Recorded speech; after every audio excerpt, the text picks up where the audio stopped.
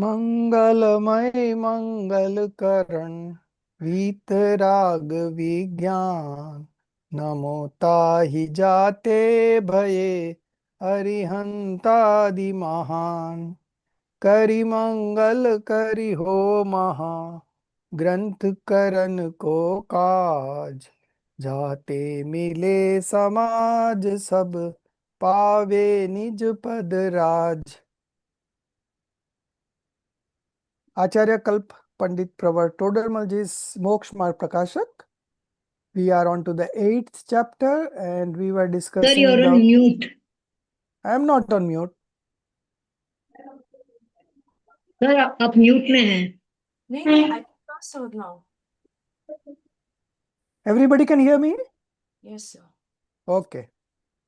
Amita ji? I can hear you, sir. Okay. So Madhuji, you check something at your end.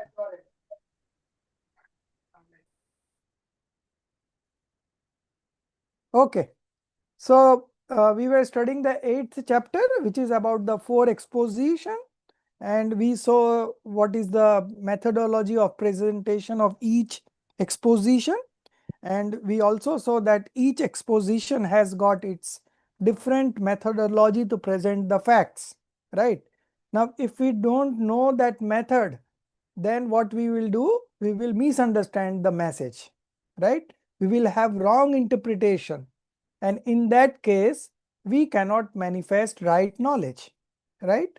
So it's a very important chapter because the whole Jinvani is divided into these 4 exposition. There is no 5th exposition, right? So whatever we read in terms of content in Jinvani, it is all through these 4 exposition. And this 4 exposition were explained in the Divya Dhvani by the Tirthankar. And that tradition is from that lineage only. This is carrying on and it has come to us in the form of Jinvani. Okay. So if we understand the methodology, the tradition, the characteristics of all the 4 exposition, then we will be able to comprehend the right message. Okay. And in that scenario, we are in a better position to understand the essence of the preachings. Okay. I am not on mute, Madhuji. Everyone can hear. Only you are not hearing. So you check out. You exit and again join.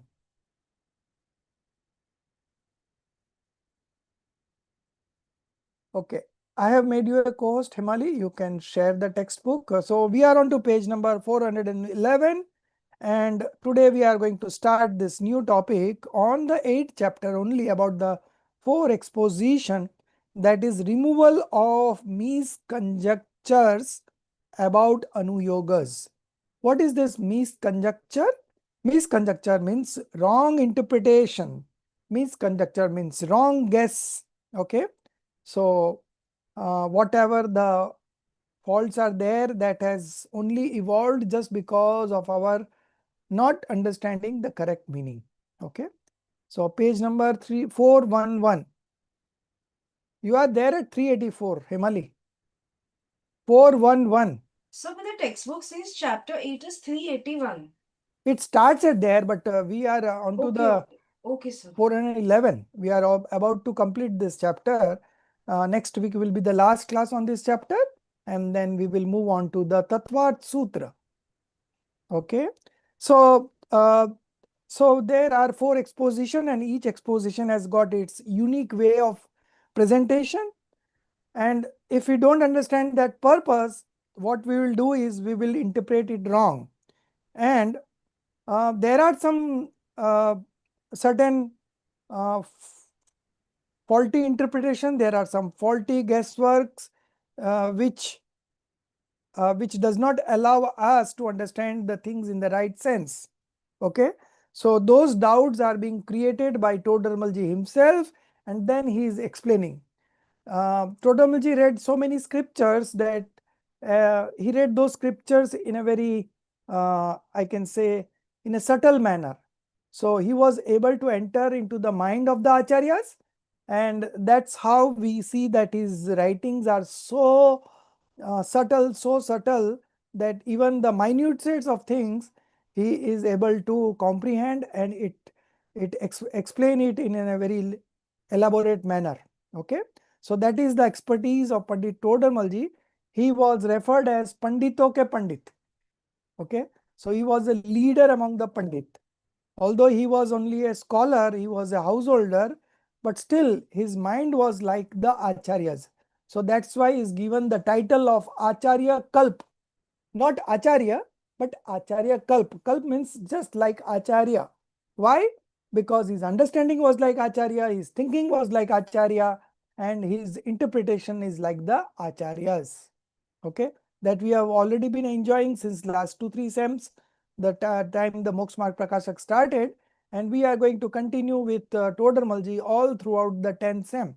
Okay, one book is this Moksha Marg Prakashak that we gradually will complete, and another one is Purusharth Siddhi Upay. And then we will touch Todarmalji again in Gunasthan. So at 3 places we touch Todarmalji, and we will see that how subtle he could explain, the minutest of details which are only can be comprehended by omniscience. Todarmalji has made an attempt to present those things also that we can comprehend. So Todarmalji not is only, although this scripture is incomplete, but for us he has given us enough direction to read the scriptures in the right sense. Okay, that much for Todarmalji's introduction. Now we will get into the study. Removal of misconjectures about anuyogas. So all the 4 anuyogas, one by one, they will remove the misconjectures, our wrong interpretations, our wrong understanding. Okay, where we could make a mistake, that also Todarmalji point out. So all these questions have been raised by Todarji himself in the form of a student. Okay, so he would say that someone may say, someone may say, so that someone is the ignorant soul. Because if you are a knowledgeable soul, then you will not have mistakes in this, because knowledgeable soul understands everything in the right manner, and we are in that process only. Okay, so this is how it goes. Now we'll begin with Pratman Yoga, removal of misconjectures about Pratman Yoga. Roshni, you read. Removal of misconjectures about Anuyog. Removal of misconjectures about Pratmanuyog. Many chiefs argue that in Pratmanuyog, the descriptions are found in great measure about adornment of body, etc., and battles, etc., due to which attachment, etc., passions increase. Therefore, such statements should not have been there, and one should not listen to such narrations. Answer. If a story is to be narrated, then all events should be described, and if the narration is exaggerated by use of rhetoric, etc., even then the words of scholars are always logical. Further, if you say that for correlating the reference to the context, the general description would have been sufficient, why is the description exaggerated? Its answer is this, that without exaggeration of the indirect statement, it does not become clear. Further, earlier someone enjoyed carnal pleasure, fought wars, etc., but later on, after renouncing all this, he accepted monkhood. Such astonishing contrast would be perceived only when statements are done with exaggeration. Question. Such descriptions increase passions. Answer. For example, someone constructs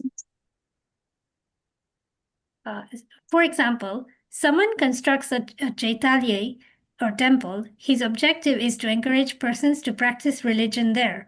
But if some sinner indulges in sinful acts there, then there is no fault of the person who constructed the temple or Chaitanya. Similarly, the preceptors described adornment of body, etc., in mythology. Here, their purpose is not of encouraging passional acts, rather that of actuating religious acts. But if some sinner does not practice religion and increases attachment, etc., passional feelings, then what is the fault of the preceptor? Stop. So we have covered so far 3 points. You can mark down, there are 7 points in all regarding Pratman Yoga. The first one starts with the first paragraph itself.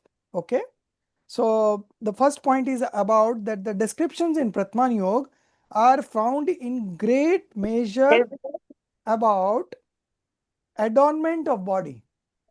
Okay. Now this description of body, now so supposing the story is describing anyone disturbing? Who is that? Emily, you put on mute. Okay. Yeah, now we are good. So so adornment of body. Now, what is the point in describing the body in such a vivid manner? Because it's given in the next paragraph in the answer that unless and until the description is so vivid and interesting, people don't have people don't it does not arouse an interest in the minds of the people. So if they are describing a queen to be very beautiful, okay, they will describe that her eyes were like this, her nose was like this, her color was like this, they will exaggerate the statement, and then ultimately will say that in spite of having 100 queens with him, that king got initiated into monkhood. He left everything. So then we realized that, oh, even having so beautiful 100 queens and he left everything and went to become a monk, and we are only having one queen, and that also she is not that good looking. So what is the point in getting attached to those things? So the purpose is to get you into the path of liberation and not anything else. So in Pratman there is a system that they describe things in an exaggerated manner, whether it is adornment of body or whether it is about the battles. So with those kind of explanation, the argument is coming forward is that it increases passion. Okay. Therefore, such statement should not have been there. That is the argument given by the ignorant person, which is again, Todermalji is raising the question on its own. Okay. Now the answer. The answer is, if a story is to be narrated, then all events should be described. Okay. It's not that we can only describe the good things one which is pertaining to passionlessness. We have to describe other aspects of the story also. Okay. And if the narration is exaggerated by use of rhetoric, okay, alankar, it is called alankar bhasha, etc. Even the words of scholars are always logical. Although we are describing the events in the form of a rhetoric, but the scholars are always logical, so they don't give unnecessary things. What is logical, what is to be described at that point of time, they do it in that manner only. Okay, so there is no unnecessary exposure to attachments, kinds of attachments. Okay. Further, if you say that for correlating the reference to the context, which this is very important, reference to the context, the general description would have been sufficient. Why is the description exaggerated? Now, this is a counter question.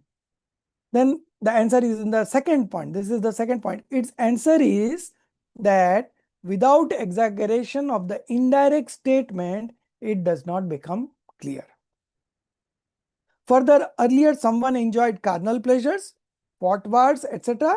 But later on, after renouncing all these, he accepted monkhood. So the idea was to highlight the acceptance of monkhood and not the adornment and the battles, right? Such astonishing contrast would be perceived only when statements are done with exaggeration. So this was number 2 point. Now number 3. Such description, again, he's asking question, increase passions. For example, someone constructs a temple, but his objective is to encourage person to practice religion, to get into religion.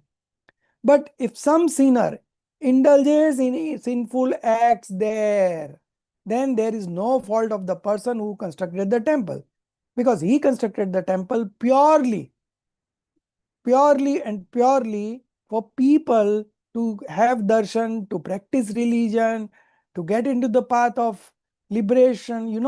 There is so much importance of a Jaina idol, Vitrag idol. It is said that Jin Pratima, Jin Sarki. This idol is not a idol made of stones and all. It's a live idol with Sthapna Nikshep. with the pratishtha that we do in a idol, it is as good as a live Tirthankar. And one Tirthankar stays for a limited period of time. But these pratimas, these idols, stays for centuries. You know, last week I was in Sikarji, so we went to some of the oldest temple over there, and we saw there are idols which are 500 years old. Now imagine the life of Bhagwan Mahavir was only 72 years. Okay, and these idols are, some idols are as old as 2000 years, something like that. So you see, so this idols becomes an instrumental cause for people to adore and worship and get into the path of religion. Okay, so if someone does wrong things over there, then it is not the fault of the person who has constructed the temple, because his intention was to people to get into religion. Similarly, the preceptors described adornment of body, etc. in mythology. Now this mythology word is incorrect. Why it is incorrect, Hemali? You tell me. So because it has actually happened. Mythology is not correct word here, because in Pratman Yoga, nothing has been explained which is imagination. Everything is fact. But in mythology, there are imaginary stories also. So this translation was done 40 years ago. I think at that point of time, they also adapted from some other text. I don't know.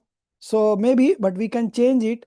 We can write, instead of mythology, in Pratman Yoga, we will write either Pratman Yoga or on stories, okay?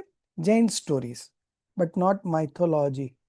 Stories or biographies, we can write stories or biographies. Here, their purpose is not of encouraging passional acts, rather that of actuating religious acts. But if some sinner does not practice religion and increases attachment, passional feelings, then what is the fault of the preceptor? So there is no fault of the preceptor or the person who has constructed the Chaityalaya. Okay. Now the number 4 point is coming up. Then the next question is number 5 point. Next question is number 6 point. Then the next question is 7 point. So we have 5 questions coming up in a continuous manner, and each is a new point. Okay. So now we will read 4, 5, 6, 3 points together. Pratibha ji.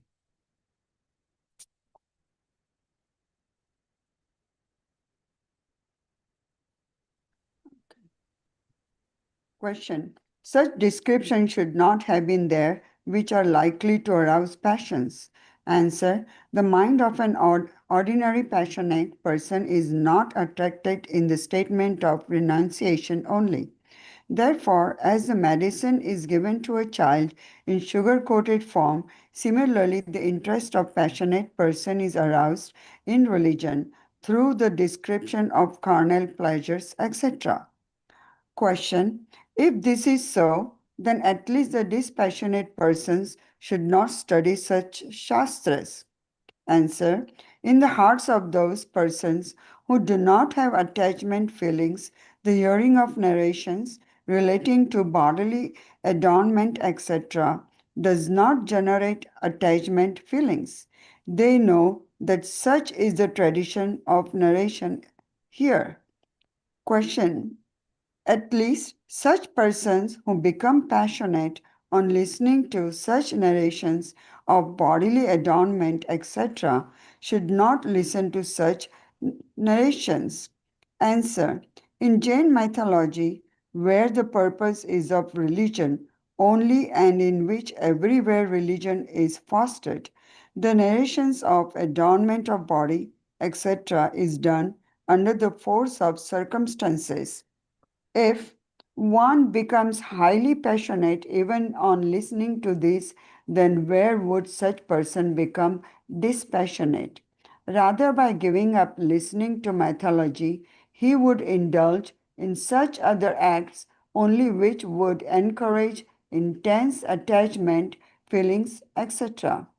Therefore, even such person is likely to develop religious instincts in smaller or greater measure by listening to mythology. This act is definitely better than other acts. Okay, stop. So 4, 5, 6, we have done 3 points. So the first question, such descriptions should not have been there which are likely to arouse passion. So the logic given, earlier also it was given, the mind of an ordinary passionate person is not attracted in the statement of renunciation only, because he is an ordinary passionate person, that is ignorant person. He is not attracted in the statement of renunciation only. Therefore, as the medicine is given to a child in a sugar coated form, right? Similarly, the interest of passionate person is aroused in religion through the description of carnal pleasures. Okay, so we have this Panch Kalanak, so all the parents want their youngsters to get into religion. So what they do, they make them Raja, Rani, Indra, Indrani. Okay, and in those 2-3 days before the I think Tap Kalyanak, there is only this dance and music and everything, during the Garbha Kalyanak, during the Janma Kalyanak and the Indra Sabha, everything, So those youngsters get interested because they have to practice those dance, and this is what they like. So they did. But by the time the third day comes, the Tap Kalyanak, Keval Gyan Kalyanak, things become very serious. And they pick up those serious things, and they develop interest in the religion. Okay, so this similar kind of things Todarmalji is also here explaining, that through description of carnal pleasures, etc., the uninitiated people, they get into religion. Next question, if this be so, then at least the dispassionate person should not study such sastra. So the one who is dispassionate, anyway, he knows that the Pratman Yoga describes such and such things only for the purpose of people getting into religion. So he knows the purpose, so he takes the description in the right sense. And he is already dispassionate, so how anybody can develop a feeling of passions on him? Because he has already trained his mind, right? So he is in a better position to generate detachment also in the face of attachments. Okay, so that's the skill he has developed. So there is no problem for the dispassionate person. Now the next question is about the ignorant one. At least such person who become passionate on listening to such narration of bodily adornment should not listen to such narrations. So when I was a kid, not absolutely very kid, but like around 10-12 years old, so my grandmom's friend, okay, so I went to his place with my grandmom, and that other grandmom, my grandmom's friend, was in his house. There was this poems of Harivansh Rai Bachchan was being played, Madhushala, and the description is all about the alcohol and something like that. So that grandmom is telling his daughter-in-law to stop this, because the other son, if he listens to it, because he is already an alcoholic, he will resort to drinking. So that was the message. So a person who becomes passionate by listening such narration should not listen to such narration. That was the argument. So the answer is, in Jain mythology, but not mythology, but stories and biographies, where the purpose is of religion only. Not a single statement in Jinvani is about fostering attachment. It is always about fostering passionlessness. Okay. And in which everywhere religion is fostered, the narration of adornment of body, etc., is done under the force of circumstance. Force of circumstance means the scenario demands such description, right? So it's given at that point of time, but later on they also describe the renunciation that has also that fellow undergone, and that is also being highlighted. Okay. If one becomes highly passionate even on listening to this, then where would such person become dispassionate? Because this is a religious text and they are describing something of about adornment and wars where a certain person can become passionate. It's a chance. But the end result is that he will be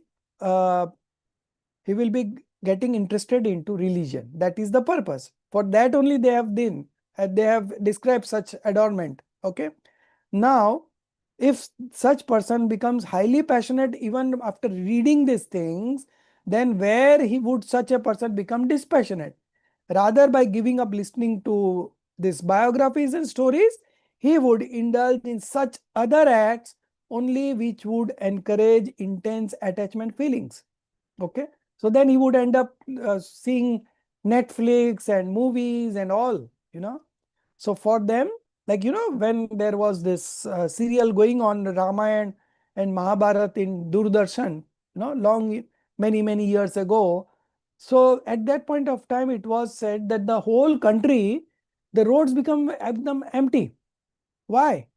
Because all were glued to the TV set to seeing the Ramayana. And Ramayana was, it's a epic, we can say epic. The Hindu Ramayana is, the Jain Ramayana is quite different from the Hindu Ramayana, but nevertheless, it fosters the feeling of religion only, right? So this kind of acts, so if he doesn't do that, then he will definitely get into something else which will increase his attachment. So it is better, therefore even such person is likely to develop religious instincts in smaller or greater measure by listening to biographies or stories. This act is definitely better than other acts. Okay. So we have good, better, best, positive, comparative, and then superlative, right? 3 degrees of descriptions in grammar, right? So this act is better than other acts. So you see the intent, we should always look at the intent, right? And not at what is being said. Okay. So intent in Pratman Yoga is always to develop the feeling of passionlessness, to get people into religion. Okay. So that's why we have 4 exposition, because each and every people is independent and each have got inclination to some other things or other. Some are only interested in activities, religious activities only. So for them, in Charnan Yoga, they have explained how to do fast, how to take vows, and all this. So for each kind of people, there is a set of exposition available through which they could get interested, and ultimately all the 4 exposition leads to passionlessness. चारों अनुयोग का तात्पर्य वीतरागता है. This you should keep in mind. Okay. So whatever exposition you choose, it will take you towards passionlessness and not increase your attachment. That is very sure about Jinvani. Okay. So this is the methodology. Now we are coming on to the 7th and the last point. I am reading it, just a small point. Question. In Pratman Yoga, there are the stories of other jivas. How is our purpose served by them? For example, by listening to the stories of lewd persons. Who is this lewd person? Kami Purush. Kami means lustful person. Lewdness is increased in us also. Similarly, by listening to the stories of devout persons, religious persons, Dharmatma, okay, great affection for religion is aroused in us also. Therefore, it is desirable to study Pratman Yoga. So similarly, they will also justify Karnan Yoga, Charnan Yoga, and Dravyan Yoga. One by one discussion is coming up. In Karnan Yoga, there are 6 points. It begins with the first point, first paragraph. Then in the next page, there is the second point. One who knows the kinds and classifications of jivas and karmas. That is the second point. Then the question coming up is the third point. Then leave one more question and then the fourth point starts. If by listening to the structure of heavens, okay, then the next paragraph there is a question, that is point number 5th, and the next paragraph is a question, is another explanation which is point number 6. So out of these 6 points, we will be covering 2 points in the first stage. Okay. So Amitaji, you read first and second point.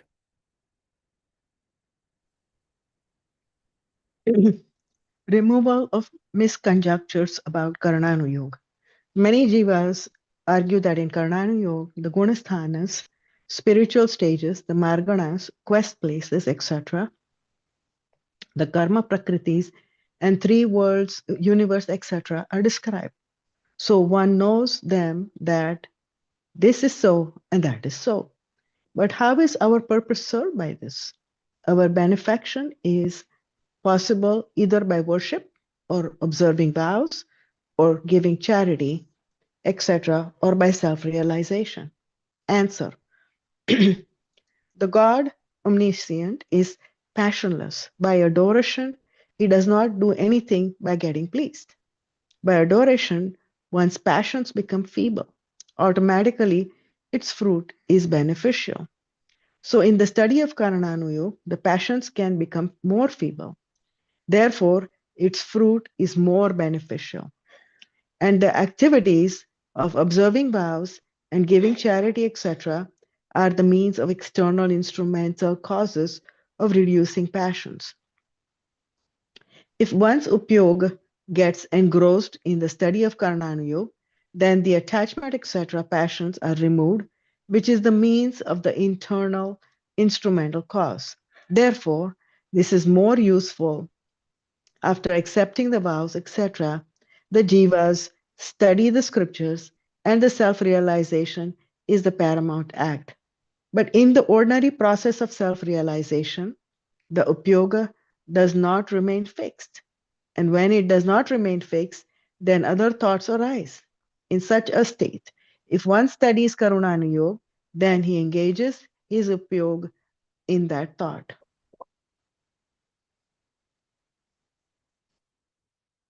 Thank you, Himali. Such engagement of upyog reduces attachment, etc.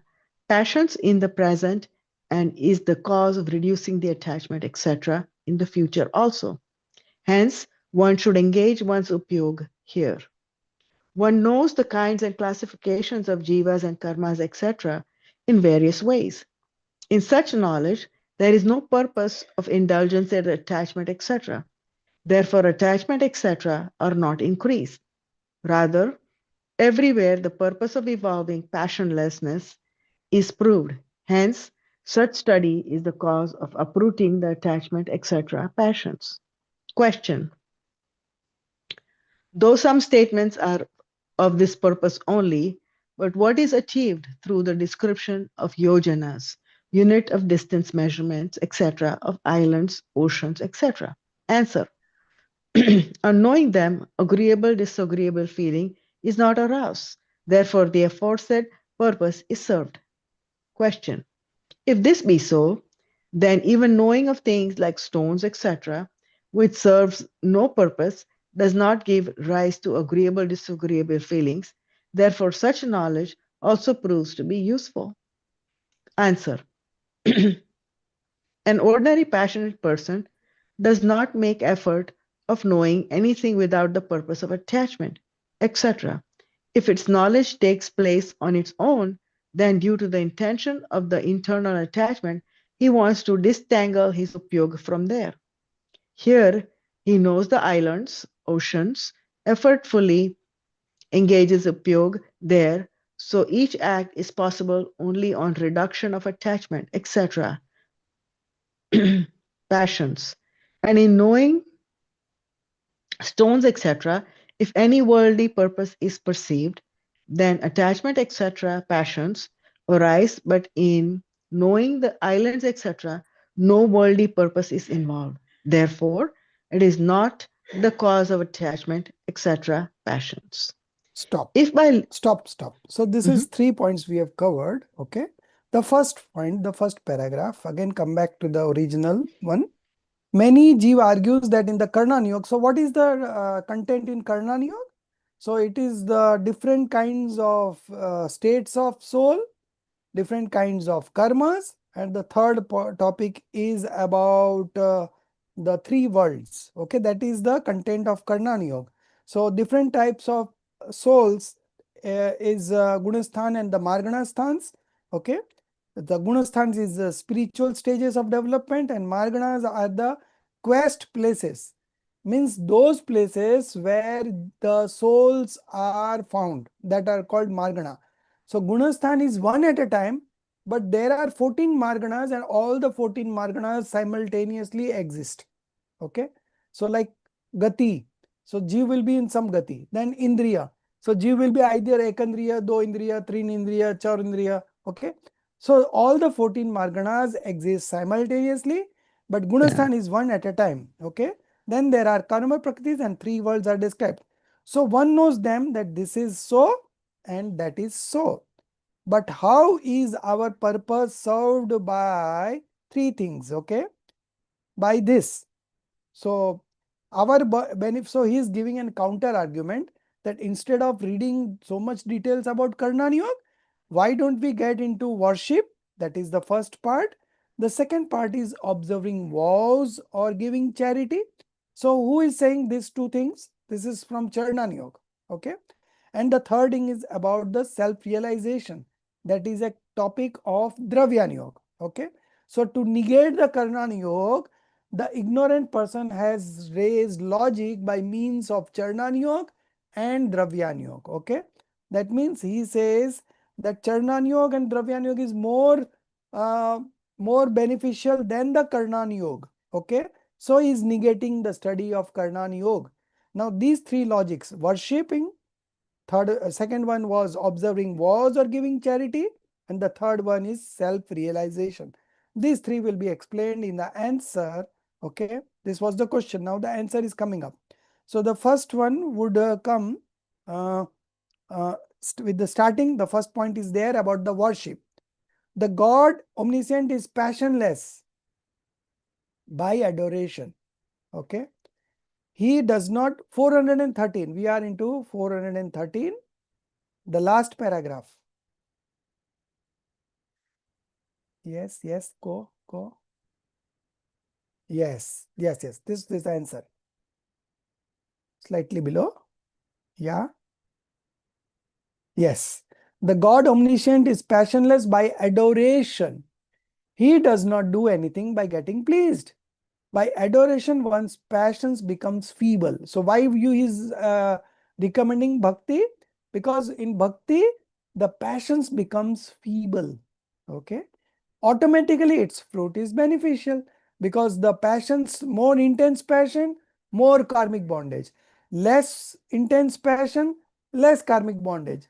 So automatically the fruit is beneficial when you do bhakti. So in the study of Karnan Yoga, the passions can become more feeble than the bhakti. Okay. Therefore, its fruit is more beneficial. So the first logic has been given. Okay. Now we are coming on to the second logic that was about observing vows or giving charity. Okay. Now the second point starts. And the activities, so this is not the second point, the first point. Under the first point, first one was A, now this is B, and another one would be C, that is about self-realization. So this is B, okay, 1B. And the activities of observing vows and giving charities, etc., are the means of external instrumental causes of reducing passions. If one's upyog, that is active consciousness, gets engrossed in the study of Karnan Yoga, then the attachment, etc., attachment, aversions, passions are removed, which is the means of the internal instrumental cause. Therefore, this is more useful. Okay. So, Charnan Yoga and Dravyan Yoga, they are all connected. Okay. So here it says about Karnan Yoga. It's showing the importance of Karnan Yoga. So if one's upyog, that is active consciousness, get engrossed in the study of Karnan Yoga, then the attachment, etc., passions are removed, which is the means of the internal instrumental cause. Therefore, this is more useful. After accepting the vows, the jiva study the scriptures. Okay. So that is again act of reducing passions. So whenever you are whenever you are studying Jinwani, passion levels are always very mild. That's why you are able to read. If the passion levels are high, what will happen, Roshni? You get into sensual pleasures. Okay. So whenever you are into sensual pleasures, you always believe that the passions are intense. Now, when you are going to office for earning, okay, now there could be two purpose of earning. One is the survival, right? We have a family, we have to take care of family. So if one person is earning, the earnings are not sufficient for the family to run. So the spouse also has to work. Okay, that is one logic. That logic was earlier set in. Now the logic is different, but we are not talking about that. So if you are doing for that, then it is still justified. But if you have enough wealth, your husband or wife is not husband, only husband. Husband has the responsibility to bring money, not the wife. In Jainism, wife is not supposed to go out and work. His main task is to give sanskars to the kids, right? But nobody realizes this job. This is a very high paying job, giving sanskars to your children. Nobody gives importance to it. Now the kid is into babysitting and both the couples are going for job. Now what kind of sanskar he will get? And if he is not getting good sanskars, then how your samadhi will happen? When you get old, okay, when you fell ill, then who will do the samadhi? If you have given sanskars to your kids about the religion, then he will say, Mama, you don't go to the hospital. I will help you out here. He will recite bhakti, he will give you preachings about the Jinwani, So your end time is also very good. Okay. So, why this discussion came up? Where we were about observing vows and giving charity. These are okay. If once upyog gets engrossed in the study of karna yoga, okay. So we were into mild passions and intense passion. So when you are into intense passion, you are into sensual pleasures. Now earning also is an act of getting into sensual pleasures, provided if it is not sufficient for your livelihood. Okay. But if it is sufficient, you are into a very rich family, you don't need to earn. And still you earn. Why? Because to keep yourself active. Then it's a wrong act. Okay. If it is a case of survival, it is still justified. Ideally, it will not be justified because you have to believe in your punya. Right? In earlier times, no woman of our family used to work. Okay. But now the things have changed, the generation have changed, the time have changed. So these are some adjustments that are going on. But frankly speaking, the mother is responsible for giving sanskars to the kids. Every now and then you have to counsel them, you have to make them understand, you have to teach them good things in life. So all these are more high paying than what you earn and what you save. Because at the end of the day, all money is going to remain here and you will go empty handed. Everyone goes like that. Okay. So that was the logic. So, mild passions and intense passion. Okay. Now the third point about the self-realization. And the self-realization is the paramount act. But in the ordinary process of self-realization, the upyog does not remain fixed. Does not remain fixed means does not remain engaged in self-realization all the time. At the lower stages, maybe at the fourth stage, the frequency of self-realization is very less. Okay. In the fifth stage, it is more. Then in the stage of the sixth and seventh, it is further more. Okay. But at the fourth stage, it is very less. It is not very primary or paramount. Okay. But in the ordinary process of self-realization, the upyog does not remain engaged or fixed. Okay.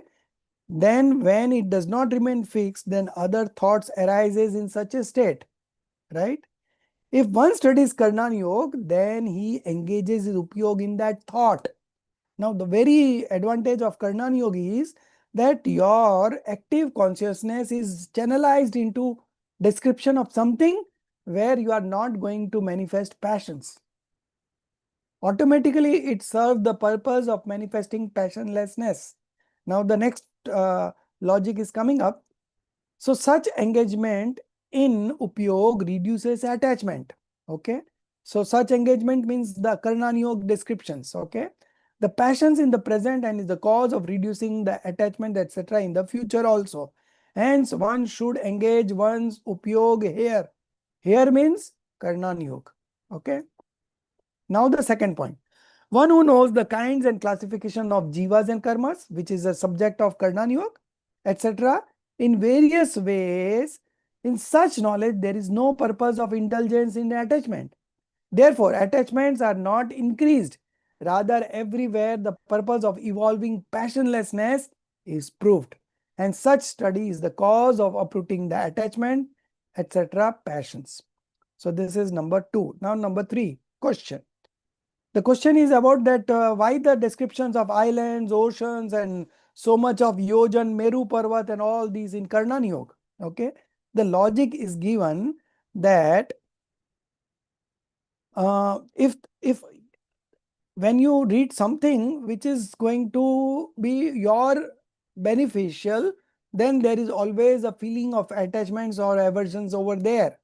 But when you are reading some description where you are not at all concerned whether the Meru Parvat is of so much yojan or so much less yojan, it's not going to matter you in any way in your self-realization. But indulging in such acts does not increase your attachment. Okay. And as already said earlier, that into self-realization, the upyog does not get fixed for a longer period of time. So what you will do?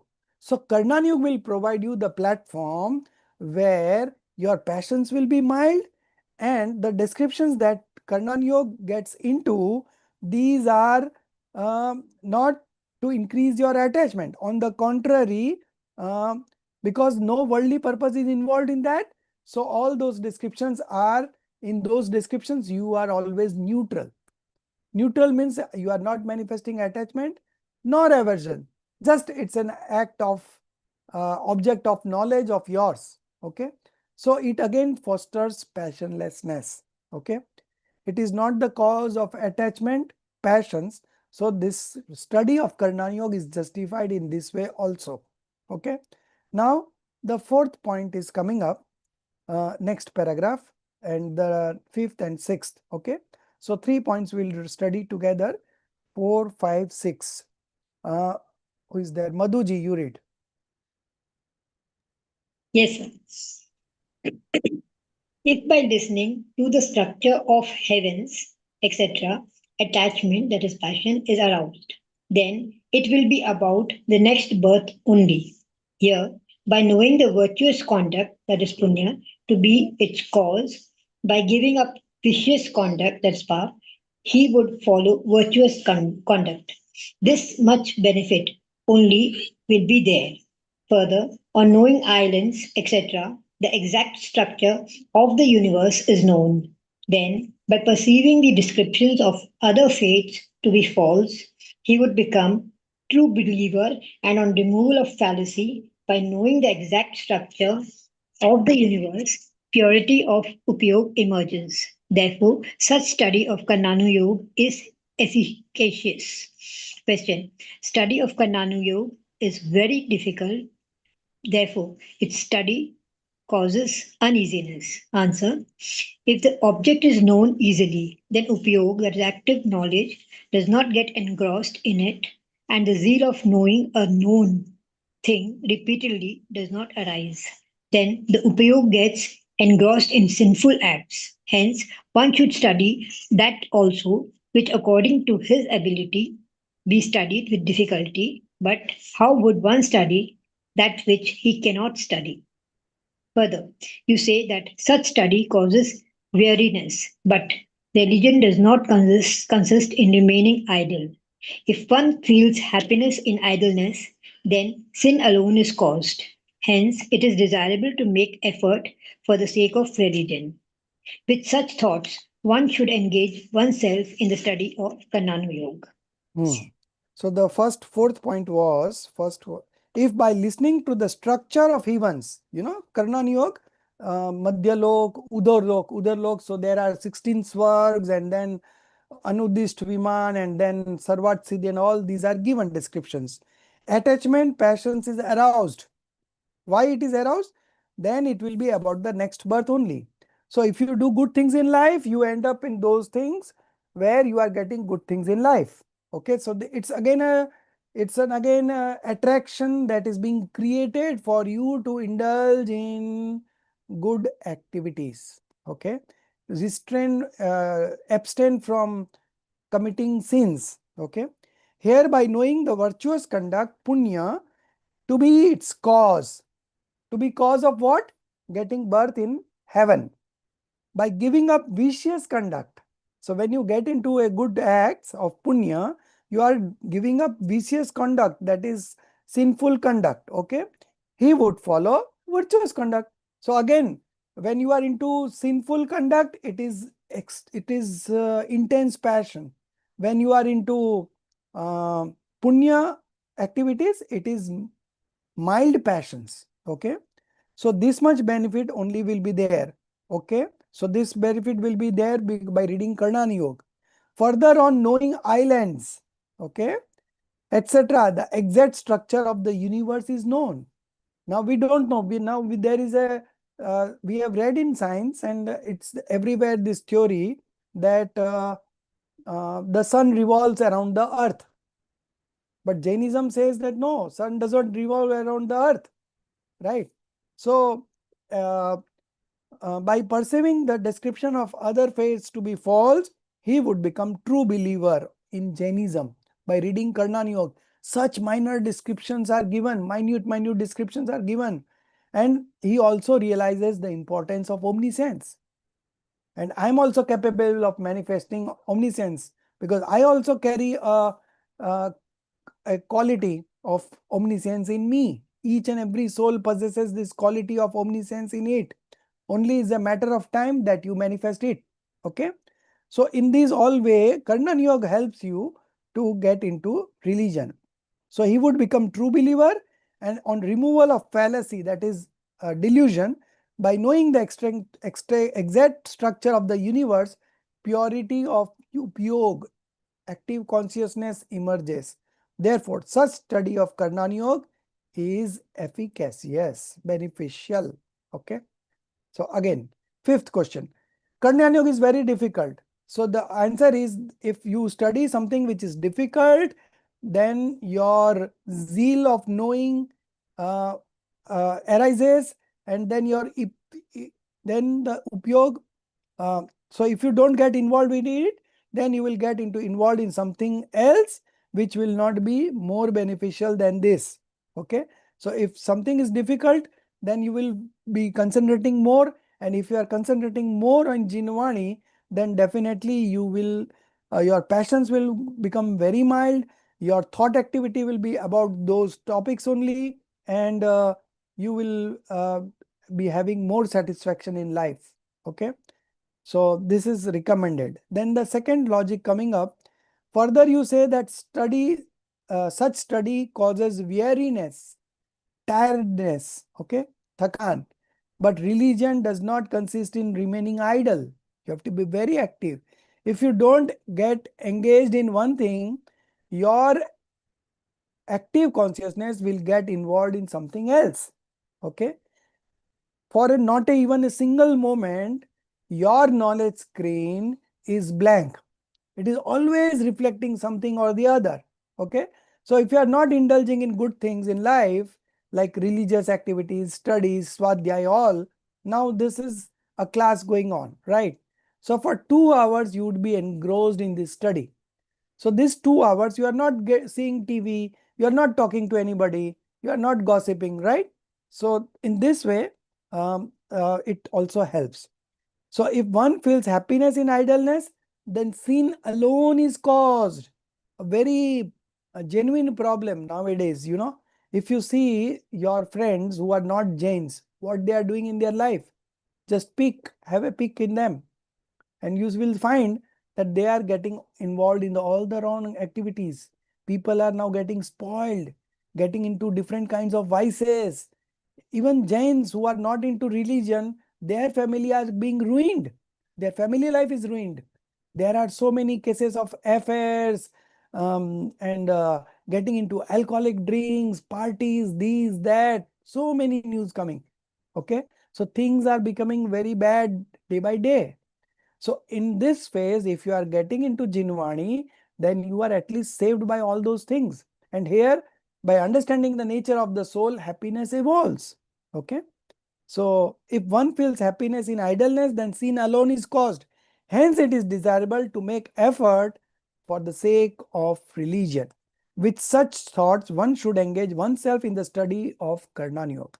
So Karnan Yoga now is justified. Now Charnan Yoga. Okay. So one thing I am giving you very basic, so you will understand it better. So Charnan Yoga and Dravyan Yoga are complementing each other. Okay. Charnan Yoga describes about the external activities. Dravyan Yoga describes about the internal manifestations. Okay. And both have a instrumental cause and effect relationship. Okay. So any activity which is auspicious activity will always have a cause and effect relationship with the manifestations of the soul. So one thing happening at the soul level, another thing happening at the body level, and both have a instrumental cause and effect relationship. So Charnan Yoga will discuss about the outer activities and by which automatically the internal manifestation improves. But Dravyan Yoga will discuss about the internal manifestation, and by internal manifestations are good, then your outer activity will also improve. Okay. So there is a combination between two. Now we will be discussing about the external activity, and through the medium of external activity, we will go towards the our sentiments, the manifestations, internal manifestations. Okay. And in Dravyan Yoga, we will go the other way around. Okay. So now you will be able to understand in a better way. Removal of misconjectures about Charnan Yoga. 2 points are there, 1 and 2, very short description. Who is going to read? Himali. Are you there? Or Maltiji? Maltiji, you read.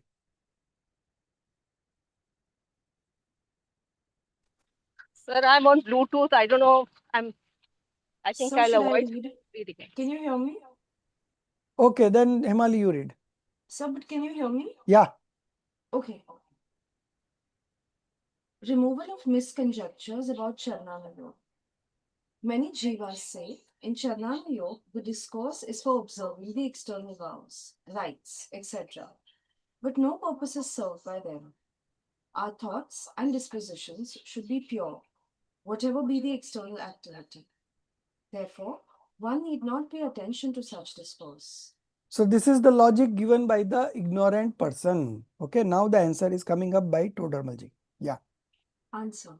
There exists instrumental cause and effect relationship between soul's disposition and external activities because the actions of a non-omniscient jiva are found in accordance with thoughts.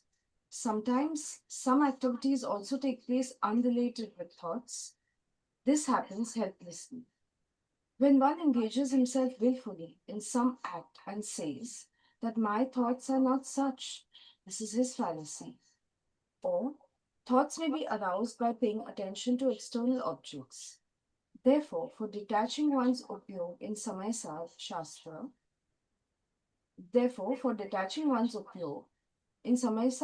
Samaysar Shastra, etc., its disassociation from the external objects is advised. Hence, on lessening of attachment, etc., passions, sequentially the householders and monks' religion are evolved externally. Or on accepting in this way householders and monks' religion in the state of fifth and sixth gunasthan, on lessening of attachment, etc., feelings, appropriate dispositions are evolved. Such exposition is found in Charnana. And if there be no achievement by observance of external continence, then whatever is the reason that the gods of Sarva Siddhi heaven, who are true believers, are stated to have fourth gunasthan only, whereas the householders, Shravak, possess the fifth gunasthanas.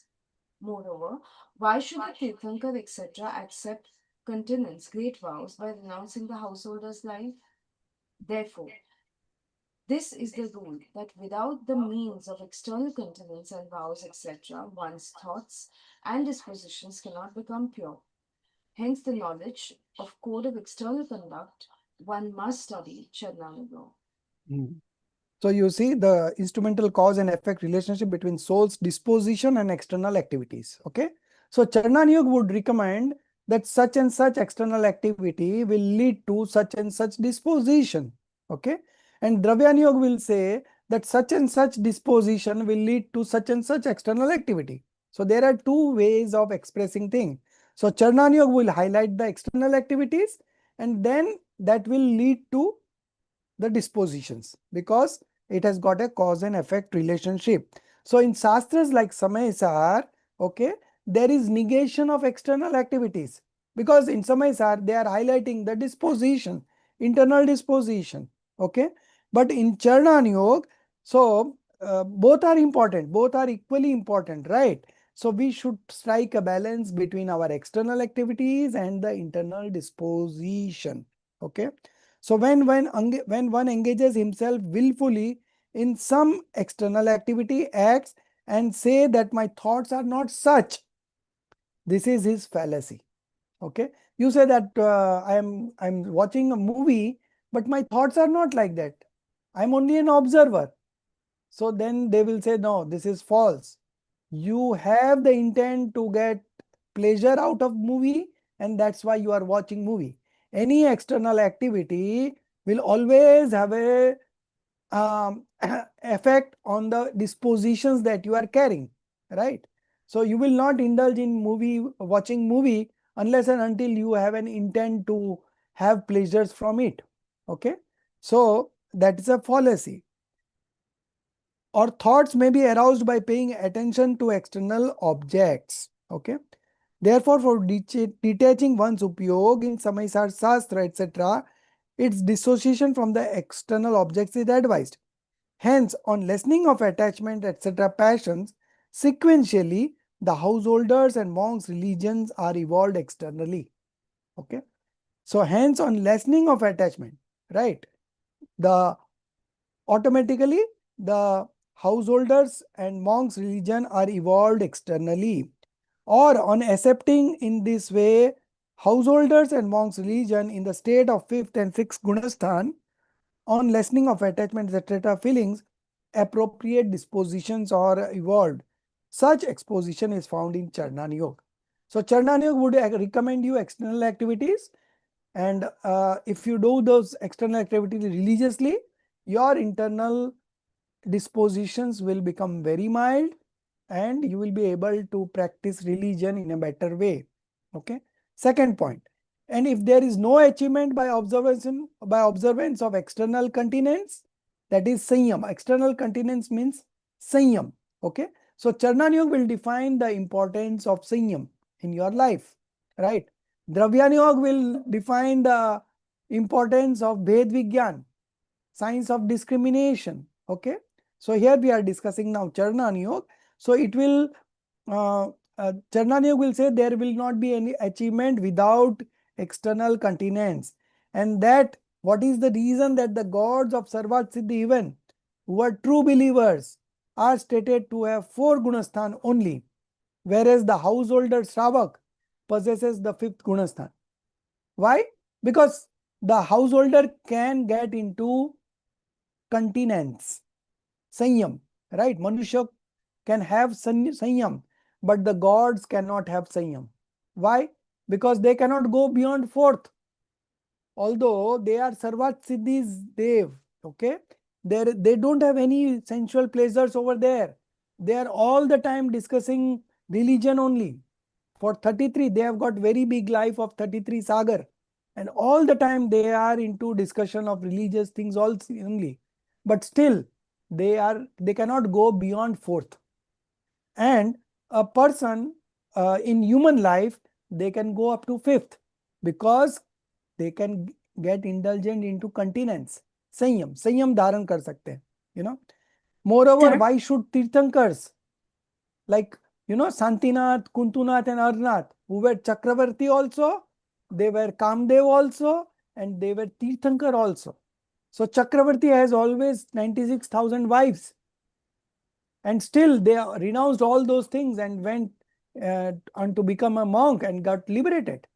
Right? So moreover, why should the Tirthankar, etc. accept continence, great vows by renouncing the householder's life? Therefore, this is the rule that without the means of external continence and vows, etc., one's thoughts and dispositions cannot become pure. Hence, for the knowledge of code of external conduct, one must study Charnanyo. Justified? Okay. Cause and effect relationship. Yeah. Sir, what is the meaning of Sanyam? Is it Sanyam is continence. Yeah.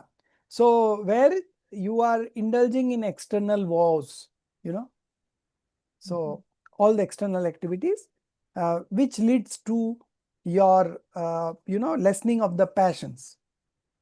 So Okay. Svadhyaya is a form of Sanyam too, right? No, Swadhyaya will come. Swadhyaya, of course, is a form of Sanyam because unless and until you do Swadhyaya, why? So it's contemplation. Pardon? It's Swadhyaya is contemplation. You think it's more about thinking and contemplating. See, Swadhyaya is involved in all the 4 expositions. Okay. So Swadhyaya, unless and until you do Swadhyaya, how you will know the nature of Sanyam? Okay. So for Sanyam also you need to do Swadhyaya. For Tap also, in fact, Swadhyaya is one of the 12 taps. 10th, it's each of the 12 taps means penance or austerities, whatever you call it. Okay. So among the 12 penances that have been described in Jinvani, Swadhyaya comes at number 10. And each penance, when you come to the second is greater than the first. The third is greater than the second. And in that sequence, you end up going towards number 10. That is where the Swadhyaya comes. And the result of Swadhyaya is meditation, which is the last tap. Okay. So each one goes on increasing religion and reducing passions. Okay. So Swadhyaya is again a tap also. Okay.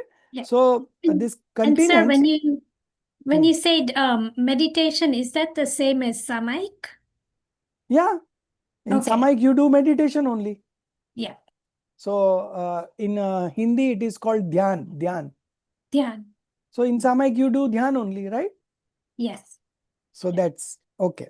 So Charnanyo will define all these activity from the external point of view, and internally Dravyanyog will define. Now we'll coming to the Dravyanyog. So same thing will be correlated here. Only in Dravyanyog, external activities are negated and importance is given to the internal dispositions. Okay. In Charnanयोग, the external activities were highlighted, and by way of that, they were taking you towards your improvement of internal thoughts, towards your purity, internal purity. Okay. So there is only a change in the sequence, nothing else. Both have a cause and effect relationship. Your internal disposition and your external activities have a cause and effect relationship. So now we will discuss the Dravyanyog. Dravyanyog has got 3 points. First point is very big, so start reading the first point. Soumya, you read. Soumya, you are alone, so now you will have more time to study, right? Yes, sir. I am alone, but I am going to a wedding next week, so maybe I will not be able to join class. But of late you have been very absent, and yes, sir. Yes, sir. But I want you to be attached to it. I met your uncle there at Sikarji. Yes, yes, sir. So, okay. Sir, I will be coming, but these last 2 months were very hectic for me. I know. So Soumya got a twins, Yes. one boy and one girl. So, Congratulations. so Thank she- you. she was- Many blessings. Congratulations. Thank you. Thank you. But we will not allow you to leave this one, okay? Yes, So- sir. Sure. Sure. So sir. you have to find times for 2 hours a week to attend the class live and the subsequent assignments that you want to do. And I know you will be able to manage it. No problem. Yes, sir. I will be So doing you it. Yes. continue. No, it's very tough. I also had twins. It's very tough. I have twins. Okay. Yeah, Very and tough. they're very small now, na, so need to I be know. taken care of Yes, uh, yes. all the Yeah. time. It's not one person's job. It 2-3 persons get involved, then only we can take care of those people. Yes, sir. Okay. Okay. Study.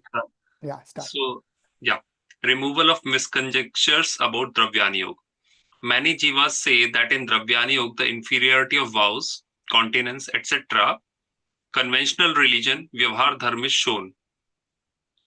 True believers' indulgence in carnal pleasures, etc., is stated to be the cause of nirjara, shedding of karmas. By listening to such statements, the jiv will become unrestrained by giving up virtuous activities and adopting sinful acts. Therefore, reading and listening to these shastras is not desirable. Answer. Though a donkey may die by eating sugar candy, yet the human beings will not give up eating sugar candy. Similarly, if a person with perverse understanding becomes unrestrained by listening to spiritual shastras, then the judicious persons will not give up study of spiritual shastras. What is necessary is that if someone seems to be becoming unrestrained, he should be discoursed in such a manner by which he should not become unrestrained. Moreover, in spiritual shastras also at several places unrestrained behavior has been contradicted. Therefore, the one who listens to them attentively does not become unrestrained. But by listening to one aspect, if one becomes unrestrained due to his misunderstanding, there is no fault of shastras, his own fault is there. And if by imagining false faults, the reading and listening of spiritual shastras is contradicted, then by such contradiction, the liberation path is contradicted, because therein lie the basic preachings about the path of liberation. For example, most of the jivas are benefited by rains, and if someone is harmed, then by giving importance to it, one should not contradict rains. Similarly, most of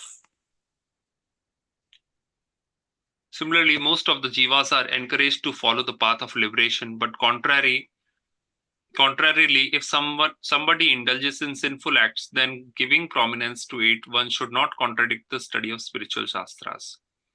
Further, one may become unrestrained by listening to spiritual shastras, but earlier also he was a false believer, and now too he remains a false believer only. The only harm would be that he may not get birth in a good state of existence and may get birth in a miserable state of existence. But if spiritual discourses are not given, then many jivas are restrained from attaining the true path of liberation, and this results in great harm to most of the jivas. Therefore, one should not contradict the spiritual discourses. Further, many jivas say that the spiritual discourses... Stop. So the end of first point. So the first point, one line I would like to highlight and I would like to ask the question how it is possible. The third line, many jivas that in Dravyani Yoga, the inferiority of vows, continence, etc., conventional religion is shown. So in Dravyani Yoga Shastra, there is negation of vows, continence, etc. Okay. So that is very clear. Now the statement coming up is the question. A true believer's indulgence. You are not there, Himali. Starting from where Soumya started. So yo. Yeah. So this question. A true believer's indulgence in carnal pleasures is stated to be the cause of nirjara. Now, can anyone justify this statement? A true believer's indulgence in carnal pleasures means he is getting into sensual pleasures, okay? And still it's stated to be a cause of nirjara. Roshni, you can try. I think you know. Yeah, I think that statement is not correct because nirjara means that your karmas are your karmas are getting finished, but by engaging in pleasures, you're accumulating more karma. So it cannot be a cause of nirjara, right? According to you. yes. Anyone else? Yeah, Hemal, you try. So we said in the last chapter that they are getting these carnal pleasures because of the previous punya. And they will not react to this. They will just say it's coming, and they will not react. They will not enjoy these carnal pleasures. They will just say that it is a fruition of some of my earlier past. Oh, very good. Karma. Very creative, but it's not the correct answer. Anyone else? So Amita ji? Huh? It's not the right answer. No, it's not the right answer, but it's a good try. I know where from you are coming. You are always there, almost there, but I would give a very logical explanation. So let Amita ji try first. And Soumya will try. You said in one of our lessons that so I don't want to take credit for it. Samyak drashti જીવના કશાયો મોળા પડ્યા હોય અને ખાલી અનંતાનુબંધી કશાય ન હોય માટે the kashayas that they have now are only like 1%. Oh, very good. Very good. Anyone else? A true believer's indulgence in carnal pleasures, etc., is stated to be a cause of nirjara. This is a correct statement from Dravyani Yoga. It's there in the Sem5. Gyani ke bhog nirjara ke hetu hai. Now why? So that bhog is not nirjara. With bhog, there is a passion that is being aroused, and because of that, there is a bondage. But that bondage quantity is one drop in an ocean. Because he is a true believer, and true believer, the Anantanubandhi Kasai has gone, which Amita ji said, and even Himali also tried about that. Okay. So because he is a true believer, his Anantanubandhi passion has gone. And Anantanubandhi passion has gone means only a drop in an ocean is left. Now what is the value of a drop in an ocean? Okay. So with the engagement in carnal desires, in carnal pleasures, some amount of bondage is happening, but it is so minuscule that it is being ignored. And to highlight the value of Samyak Darshan, it is said that Gyani ke bhog nirjara ke hetu. So nirjara is happening because of the vitrakta that he has manifested, because of the passionlessness that he has manifested. Anantanubandhi Kashaya has gone, so that much vitrakta is there. And because of that vitrakta, somewhere nirjara is happening. Not with carnal pleasure. With carnal pleasure, he is binding some karmas, but that bondage is so minuscule that it is ignored in Dravyani Yoga, not in Charana Yoga. Charana Yoga will highlight that carnal pleasures and he will say that it is a cause of bondage, right? But Dravyani Yoga will say that a Jnani, because he wants to highlight he wants to show the importance of Samyak Darshan. Okay, so you become a right believer and even your carnal pleasures will fetch you nirjara. Such a good logic, So this is a true statement from the Dravyani Yoga. A true believer's indulgence in karma is stated to be the cause of nirjara, shedding of karmas. By listening to such statement, the jiva will become unrestrained, swachand, self-will, by giving up virtuous activity and adopting sinful acts. Therefore, reading and listening to these shastra, which shastra? Dravyani Yoga Shastra, is not desirable. Now, this is the question of the ignorant one. What Todormi answers? That a donkey may die by eating sugar candy, yet the human beings will not give up eating sugar candy. है ना? गधा मिश्री खाने से मर जाता है, तो सज्जन पुरुष तो मिश्री खाना बंद नहीं करते. Right? So, similarly, if a person with perverse understanding, okay, wrong understanding, becomes unrestrained by listening to spiritual shastras like Dravyani Yoga, then the judicious persons will not give up study of spiritual shastras. Okay. What is necessary is that if someone seems to be becoming unrestrained, he should be discoursed in such a manner by which he would not become unrestrained. Moreover, in spiritual shastras also, at several places, unrestrained behavior has been contradicted, negated, highlighted that they don't indulge in such things, given red light everywhere, every now and then, right? Therefore, the one who listens to them attentively does not become unrestrained. But by listening to one aspect, if one becomes unrestrained due to his misunderstanding, there is no fault of Shastras. His own fault is there. Okay? And if by imagining false defaults, the reading and listening of the spiritual Shastra is contradicted, then by such contradiction, the liberation path is contradicted. अध्यात्म के शास्त्र पढ़ करके बहुत से जीवों का भला होता है, right? So we cannot negate the Adhyatam Shastra, Dravyan Yoga. But people have to be careful, have to be attentive while reading it. There will be a statement that true believers' indulgence in carnal pleasures leads to nirjara. So you have to understand that statement in the right sense. As Amita ji said, that Anantanubandhi Kashai has gone, and whatever Kashai is remaining, the bondage is so minuscule that it has been compared to be a drop in an ocean. Now, what is the value of that drop in an ocean? Where it is mentioned, drop in an ocean? Roshni ji, you know? So today I am giving you homework. You have to read Gatha number 320 in Samaisar, and that also you have to read the Bhavarth.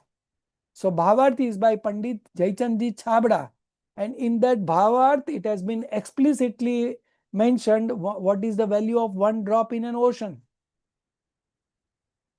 Okay, so your Anantanubandhi passion has gone.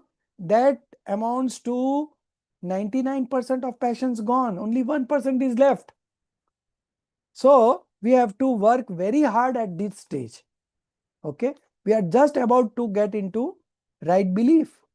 Okay, last 2.5 years, many of your false myths has been busted, right? We practice, we write mythbusters in every CC concept clarity paper. So that's helping you, right? So we are just on the verge of manifesting right belief. It's not very far. Okay, if you study seriously, it can happen in a moment, right? So all our efforts right now we are putting it, it's going to pay up us in a great way. Our life will change, we will get liberated. Okay, so each and every effort, whatever you are putting in, it's going to take you to very great heights. Okay, so study seriously, spend more time, don't ignore these studies. Okay, don't ignore any of the assignments. Tomorrow is the last day, and only one student have submitted so far assignment. Now this is not like something very good. Okay, so you have to be very serious. Only this thing is going to help you in your next birth, nothing else. Everything will remain here. Okay, so you have to balance out between the two. I'm not telling you to leave your other aspects of your life, but you find a balance wherein you find enough time every day to study for yourself. And this is only going to help you. This is going to fetch you punya. So all other purposes are also going to be solved by here only, right? And we leave these studies to pursue our sensual pleasures and worldly objectives. But it's not going to happen. It's going to happen with the punya that you have, and when you read the scriptures, you bind highest level of punya. And all those punyas are of that nature that it will help you in getting into religious activities only. Those kind of punyas. Now Ambani has got highest punya, but he doesn't have Jinvani. He's not a Jain. And we have less punya in terms of worldly objects, but we have this Jinvani. And by studying Jinvani, we are getting the highest level of punya. And not only punya, our objective is not punya. Our objective is only passionlessness, nothing else. Right? So we are into a very, I would say, a very great zone, a great learning zone, where the next level you are going to get liberated. Okay, so this is a learning zone, and to get into learning zone you have to come out of your comfort zone. कौन पढ़ेगा, कौन attend करेगा class, कौन homework करेगा? You have to do it, and you will only be benefited. Parmagam honors course is not going to get benefit. You only are going to get it, and you have already seen last 2.5 years that you have been studying what are the changes in your life, right? So be more attentive. I would like everyone to complete the assignments by tomorrow. Even if you write one page is okay. Even if you don't write and give me a voice message, I am okay with that. But you would have to develop a habit of completing on time. Okay, last 15 days you were on holidays, there were no classes, so you must have completed. But I want each and every one of you to complete.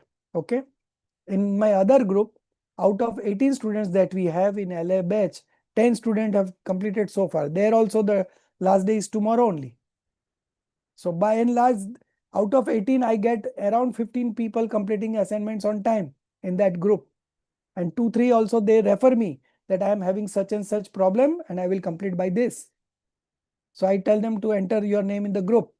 But here I don't get responses. I don't know. I know you are all busy, but anyway you have to manage, right?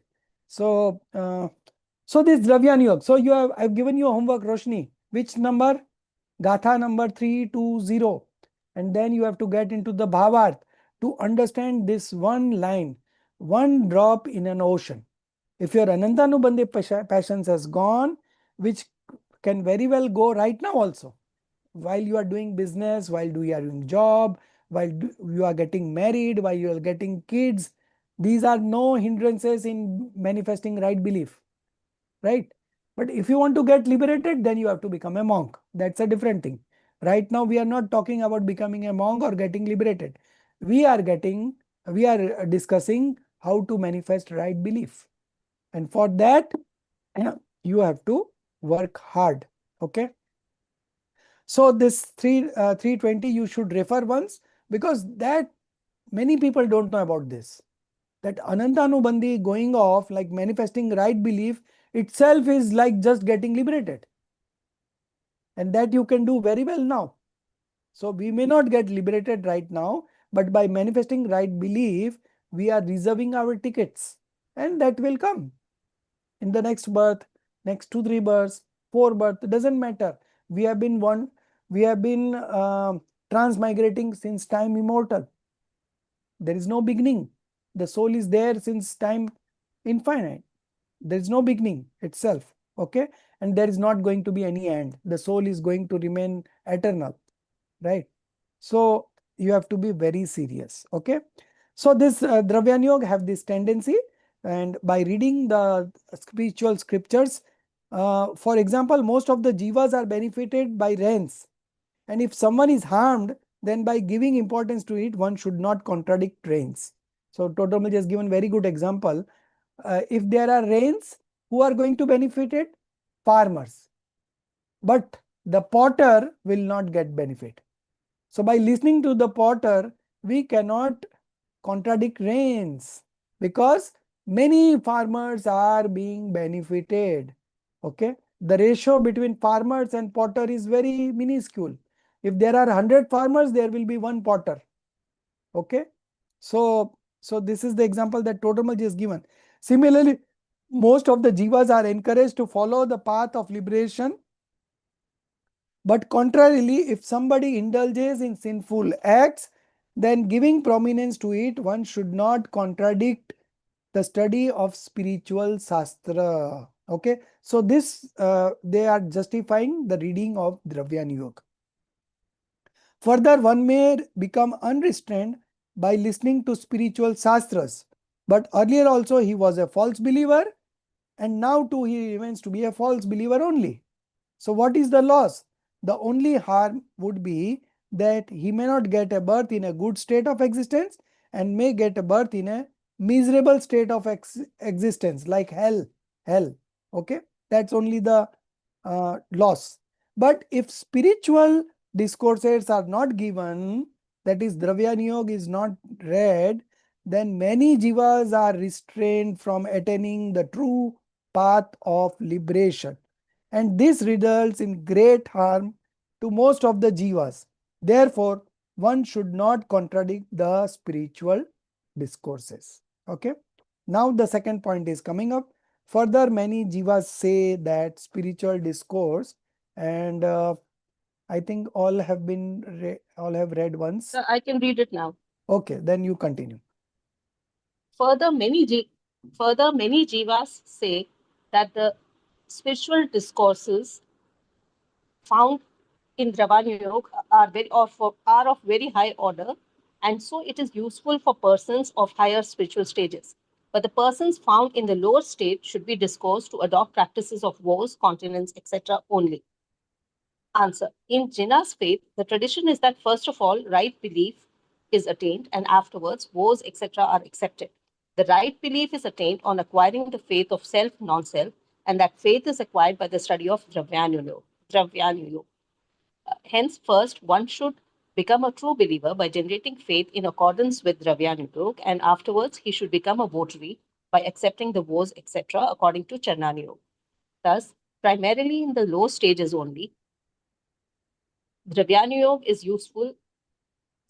Primarily in the lower stages only, Dravyanyo is useful. Only secondarily, if it seems that someone is not capable of attaining right path of liberation, then he is disposed to follow vows, etc. Therefore, believing that the study of spiritual shastras is desirable for persons of higher spiritual stages, persons of lower stages should not avoid the study of Dravyanyo. Question. The nature of sermons of higher order is not grasped by persons of lower stages. Answer. It is not desirable by such persons to plead ignorance here who exhibit great capacities in other activities. The true nature of Dravyanyo can be properly perceived by constant study. It may be that one is able to grasp in smaller or greater measure according to his level of intelligence. But if someone supports avoidance of such study, then it amounts to being envious of Jaina faith. Question. The time now is bad, therefore, the highest spiritual sermons should not be given prominently. Answer. The present time is bad from the viewpoint of non-attainment of liberation directly. But in the present time, attainment of right belief through self-realization, etc., is not forbidden. Therefore, for self-realization, etc., one must study Dravyanyo. The same is stated in Shat Pahuda, Moksha Pahuda, meaning even today, the Jeeves purified by evolution of three Jewels. Himali. Thank you so much for every time helping us with this No, I'm screen so of yours. sorry. I'm looking in the book. I keep forgetting Yeah. to scroll down. Sorry. Even today, the jivas purified by evolution of three jewels, right belief, knowledge, and conduct, get birth in heavens through meditation on self-soul, and also attain godhood in Lokantika heaven. After completing the heavenly duration, they attain liberation through one birth in human male body. Therefore, in this era also, there should be prominence of discourses of Dravyanyo. Stop. So Question. this is the end of the second point. Now the third point will Sir, be we coming. should say Himali ka upyog constant rehta hai. She never gets distracted because she has to do this hand to the screen. Good for you, Himali, and thank you. Okay. No, that's so not true. So the second point was about that in Dravyanyog, the logic was that people of higher spiritual stages should read Dravyanyog, but the persons who are of lower stage should not read Dravyanyog. They should only practice vows and continence, etc. That was the ignorant person's question and answers. In Jaina's faith, the tradition is that first of all, right belief is attained. Without right belief, the path of liberation does not begin. Okay. First of all, the right belief is attained, and afterwards vows are to be accepted. Okay. So first right belief, then vows. Without right belief, vows has no importance. Okay. Just as without one, there is no value of zero. Right. You put so many zeros, no value. But if one is there before that, then it has got great value.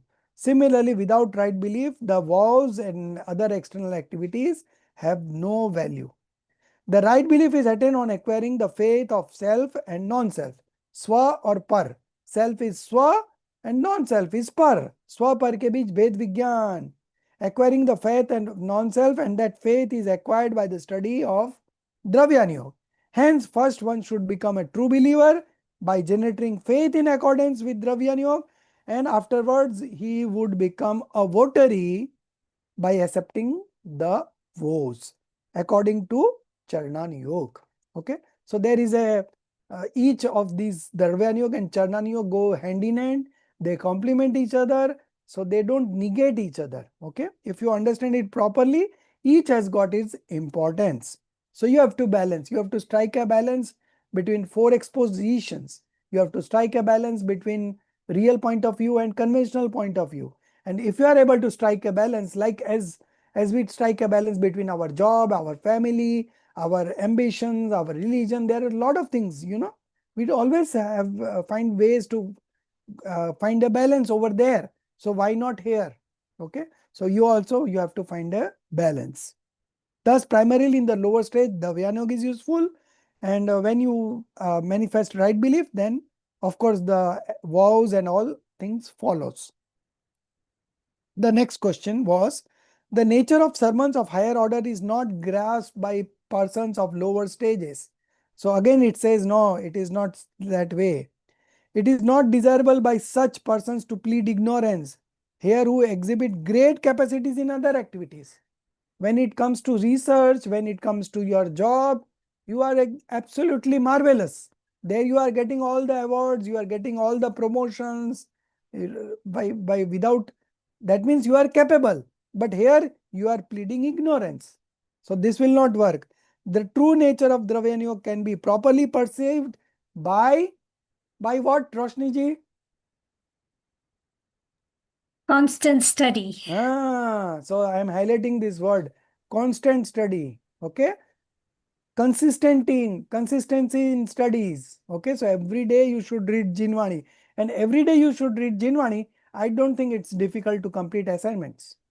Okay, so constant study is very important. It may be that one is able to grasp in smaller or greater measure. Now you have the advantage. You can ask me anytime any question that I'm not understanding this. I'm ready for a one-to-one discussion anytime. Okay. It may not be that one is able to grasp in smaller or greater measure according to his level of intelligence. But if someone supports avoidance of study, then it amounts to being envious of Jain faith. Then another example has been given from Shat Paud, Moksh Paud, where again the importance of Dravyan Yoga is given. The time is now bad. This is the question. The highest spiritual summons should not be given prominently. The present time is bad from the viewpoint of non-attainment of liberation directly. Now nobody is getting liberated, that is true. But in the present time, attainment of right belief through self-realization is not forbidden. It is very well possible.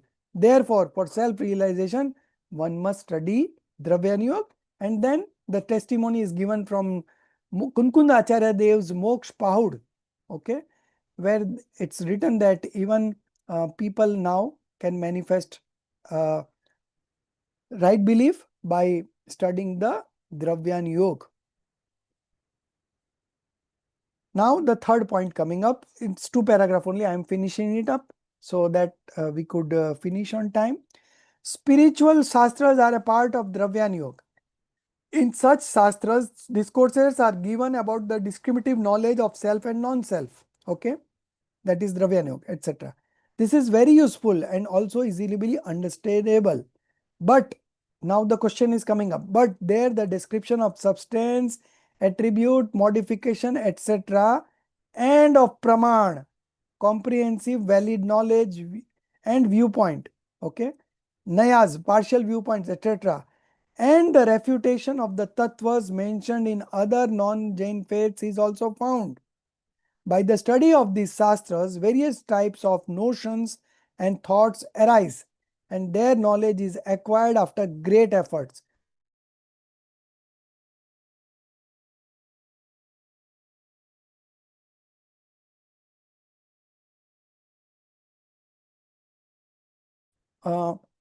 In Dravyan Yoga, the substance attribute modification and praman nahi, all these are described.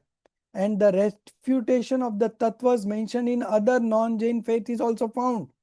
So we should not study Dravyan Yoga because it is negating the tattvas mentioned in other non-faith. It is only saying that Jinvani is true, right? So we should not study because uh, uh, doing such, we are increasing our passions only, right? We are developing a feeling of hatred to other faiths. So this should not be read. That is the logic given. Now the answer. Knowing something in detail is more effective than knowing it in general. सामान्य से विशेष बलवान है. Going into the details is always helpful. Okay. Now the other course that I'm doing, happiness, So I'm not giving any homeworks. I'm just giving simple, basic fundamentals. Okay. And I'm not giving any homeworks. And still people are so much interested. One particular student, he is a CA. And under him, 200 CAs are working. So he's of that high post. Okay.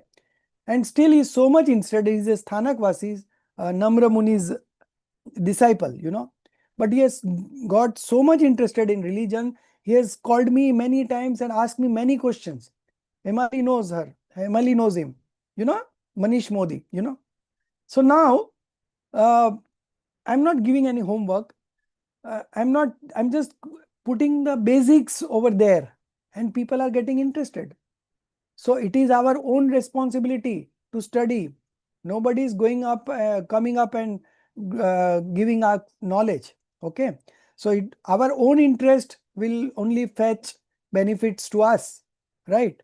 So it's our own responsibility.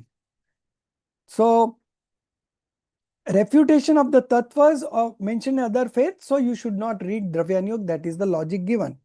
Now, knowing something in detail is more effective than knowing it in general. So I was giving that example. So that fellow have now joined Parmagam. He said, I want to go very detail into this. I have never listened to such preachings. And I know this is all very logical. So just by having few sessions, he has realized that this is the truth. And now he has joined Parmagam. And he is covering up because we are very late. Now almost we are into March, right? So he just joined last week, 15 days ago only. So in February, he said, I will cover up with the recordings. So we have people like that. So one who wants to do, he will find ways and means to do it. And one who doesn't want to do, even if he goes to Samosaran, he will not be able to manifest the religion, right? So it is our own individual responsibility and our life is only going to benefit. Okay. So you should do each and every homework very seriously and on time, because not doing on time is again a unethical thing. For me, it is an unethical thing. Okay. So I would help you in any way. You want help from me, I can help you. Even if you are doing oral, I'm okay, but you do it seriously. This thing I want to be very clear, because I don't want to follow up and drag that you have not completed, why you shouldn't. This I don't like. It's our own responsibility. So I think you will not give me a second chance to follow up with you regarding the assignments. Even if you are in problem, you just mention me that this, I will do it by this. I'm okay. Okay. So knowing something in detail is more effective than knowing it in general. And we are knowing it very detailed. In fact, this course is meant for people to be a scholar. There are 15 students now teaching in Parmagam who have completed Parmagam. Okay. So this course is meant for that level. Okay. So it's going to bring you more benefits. Just stick to it and complete the assignments on time. Okay. More and more one goes into detail, greater and greater clarity and purity about the nature of the substance is attained. Faith becomes firm, attachments, etc. reduced. Therefore, it is justifiable to study these shastras. These shastras means here it is giving the importance of Dravyan Yoga. But no, all the four expositions are important. Thus, by misconjecture about all the four Anuyogs, one should not be averse towards their study. Okay. Now, a small topic is coming up. Utility of the study of books on grammar, logic, etc. So you can read on your own. I will I will give you a summary of this, that if it is possible to study grammar, logical books, Nyaya Shastra, or books on medicines, books on astrology. If the time is there, it is good. If the time is not there, it is not compulsory, because uh, those are not into the, those does not take you to the path of liberation. Okay, only the religious scripts that we have about the 4 exposition, that has to be read. Okay, but if you have time, if you have got intellect, you can go and study grammar, logics and other scriptures also. So that will give you an edge when you are teaching Jainism. Okay, so that is still beneficial. But if you don't have time, then you read the Jain scriptures and manifest right belief. Okay, so that is the summary of this. You can study at a homework. Now the next topic, removal of seemingly contradiction among अनुयोग्स. In Hindi it is written like that, अनुयोग में दिखाई देने वाले परस्पर विरोध का निराकरण. Emali, removal Yes, of yes, seemingly sir. contradiction among anuyogas. Okay, so this is the heading, and that means that there is no contradiction among anuyogs, but it seems to be that there are contradiction. Why it seems to be that? Because we don't understand the methodology of each exposition. Dravyan Yoga will highlight something, Charnan Yoga will highlight something else, Karnan Yoga will highlight the karmas, and Pratman Yoga will highlight the biographies, the things, the events happened in the life of a religious person. Okay, so each exposition has got its unique style. Okay, if you take things in the right perspective, there will be no contradiction. But if you put a statement of Dravyan Yoga into Charnan Yoga, then you will become corrupt. You will not understand the right thing. If you take a statement of Charnan Yoga and compare it with Dravyan Yoga, then also you will not be able to understand the right thing. Okay, so each Anuyog has got its own different unique style of presenting that you have to understand. Then you will understand the essence of preachings. Now, here Todarmalji has taken so much of effort and efforts to understand you this logics. There are A, B, C, D, E, 5 kinds of logics being explained, and under each logic, some have 3 points, some have 6 points, some have 7 points. Okay, so we have A, B, C, D, E. A has got 3 points, and the first one is A, it starts.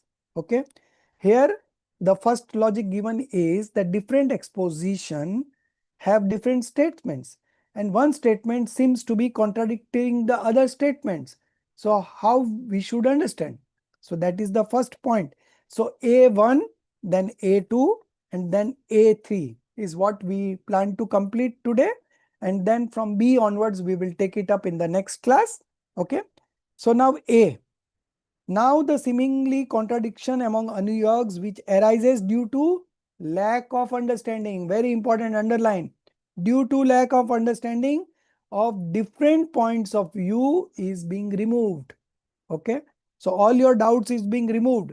Your doubt has just crop up because you have not understood the scriptures in the right sense.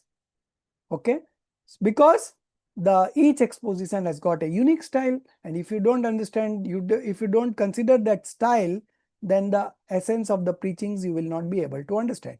Okay, so different viewpoints are there, so we have to understand it in the right sense. Now the first point, A1, wherever the description are found on the tradition of Pratman Yoga, etc.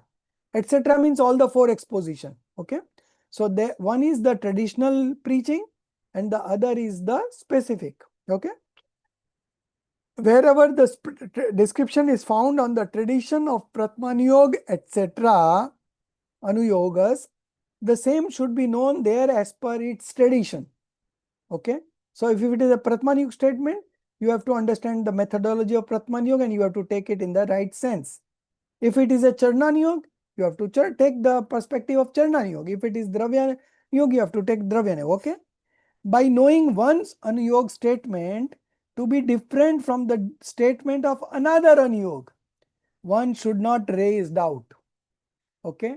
Because one statement of Charnanuyog will contradict one statement of Dravyana.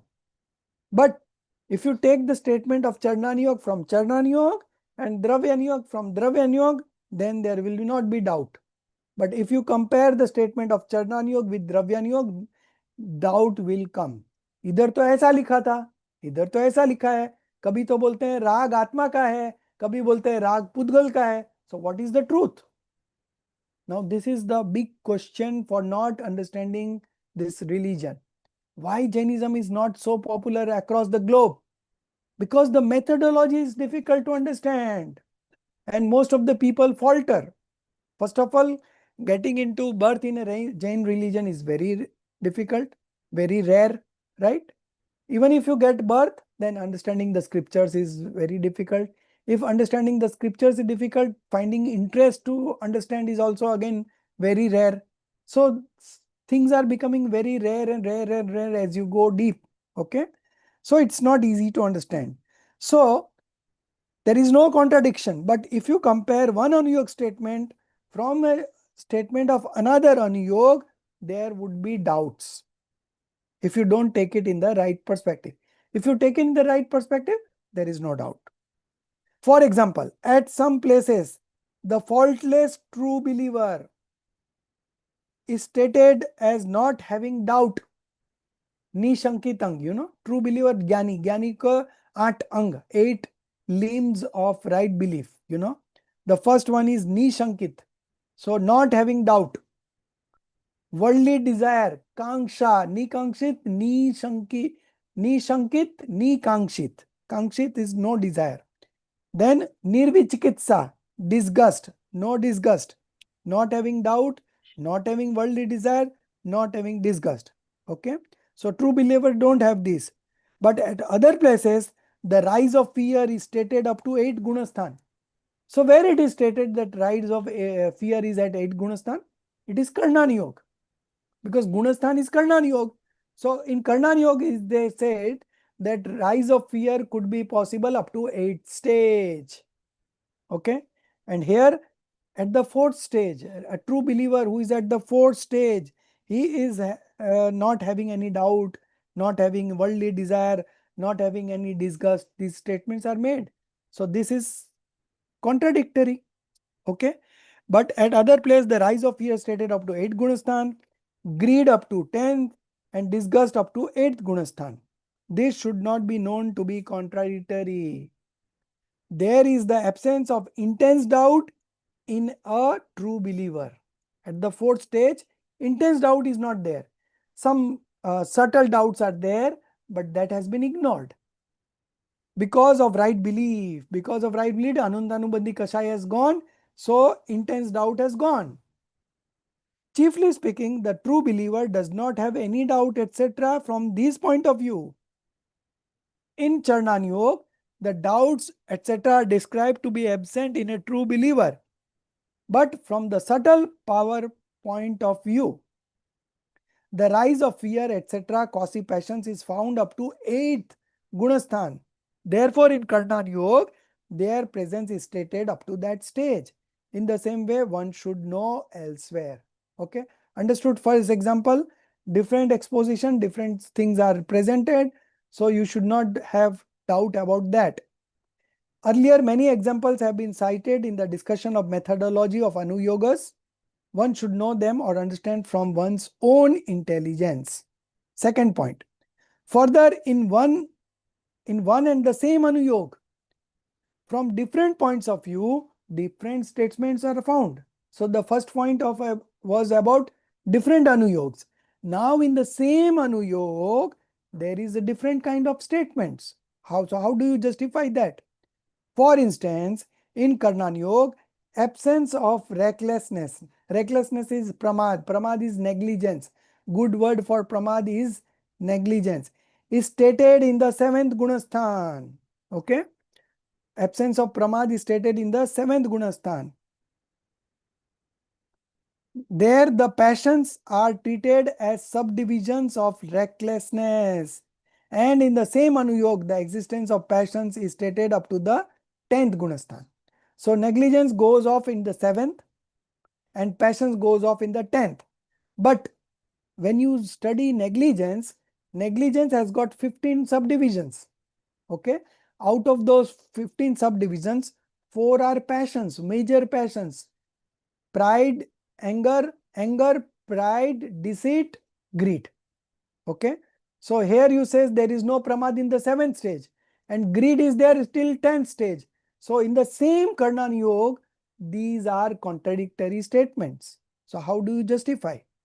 So it's the explanation is coming up. One should not know such statement to be contradictory because here under pramad, those kashais which are caused knowingly, okay, knowingly, intentionally, buddhi purvak, abhipray purvak, in the form of auspicious, inauspicious disposition are included, and in the 7th Gunasthan, such diversion of upayog knowingly, okay, is not found. Therefore, their absence is described there. And from the viewpoint of subtleness of disposition, etc., the same passions are described to be present up to the 10th Gunasthan. So there is no contradiction. Here you should consider gross passions and there you should consider subtle passions. So it is justified. Now continuing the second point, further in Charnan Yoga, the renunciation of 7 bad habits, that is vices, 7 vices, like theft, adultery, is described in the first pratima. Okay. First, there are 11 pratimas, you know. We have read about this 11 stages of renunciation.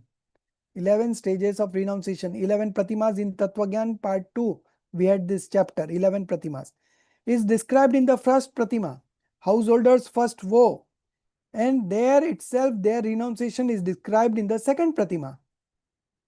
One should not sense any contradiction in this, because in 7 bad habits, such thefts are included which cause punishment and are highly censored in public life. Okay. And in vows, such thefts are described to be renounced which are against the householder's conduct. And publicly also are treated to be bad. One should know such meaning elsewhere also. Okay. So in first pratima, renunciation of theft, adultery, etc. is also described. Okay. And in the second pratima also it is described. So what is the difference? So in the first pratima, it is described which is highly censored in public life. And in the second pratima, it is described which is considered to be bad from the householder conduct's point of view. So point of view are different. Okay. So there is no contradiction. So you should understand in this manner. Now the third point and the last point for today. Further, with reference to different disposition, one and the same disposition is described differently. Okay. For example, so there are many sub points to it. So there are in all 5 words they have explained, right? First word is asanyami. Okay. Asanyami means, for example, at some places the great vows are described to be subdivisions of charitra. Okay. And other places, even an observance of great vows, etc., the Dravyalingi Muni is described to be incontinent, vowless. Who is a Dravyalingi Muni? A Dravyalingi Muni is a false believer monk. He is not a true believer. He is a false believer monk. But from the outside, he is a true monk. From internal disposition, he is a false believer. Okay, he has not manifested right belief, but from outside he has renounced everything and become a monk. Okay, so from the point of view of so at one place the great vows is a subdivisions of charitra, and other place great vows uh, Dravyalingimini is described to be incontinent, means vowless. Although he is following 28 major vows, but he is still considered to be incontinent. Why? Because he has not got the right belief. Okay. One should not know any contradiction in this, because along with right knowledge, the great vows are termed as charitra. And along with false knowledge, even an observance of vows, major vows, etc., one is incontinent. Okay. So the perspective you have understood. Dravyalingi Muni is a false believer. Although he is observing the vows very correctly, still he is considered incontinent. Okay. And at other place, these vows are considered to be subdivisions of charitra. Now, similarly, the second point coming up into that, the word Vinay. So, Vinay has been explained at three places. Vinay means veneration, okay? Respect. Vinay means respect. So, there is one Vinay Mithyatva, okay? There is one Vinay Tap. Tap means penance. And there is one Vinay Bhavna. Three places, same word, Vinay Mithyatva, Vinay Tap, and Vinay Bhavna. Three different contexts. Okay, you have to understand the context. So when we are talking about Vinay Mithyatva, Vinay delusion, that means that he is offering veneration to false god, false scriptures, and false monks. So that is called Vinay Mithyatva. And when we say Vinay Tap, so Vinay Tap means appropriate veneration to those who are venerable in the religious tradition. Okay, so that is Vinay Tap. And Vinay Bhavna is a contemplation. Sola Karan Bhavna, there is Vinay Sampan Bhavna. Okay, so there it is a contemplation. So same word having different meaning in different context. Okay, so this type of things will only happen if you don't understand from what exposition this is being said. Another word, man, pride. Further, at some places pride has been censored and other places it is praised. So when there is a pride for cheating something, okay, then it is censored. But if it is pride for swabhiman, you know, swabhiman. What is in English? What is swabhiman?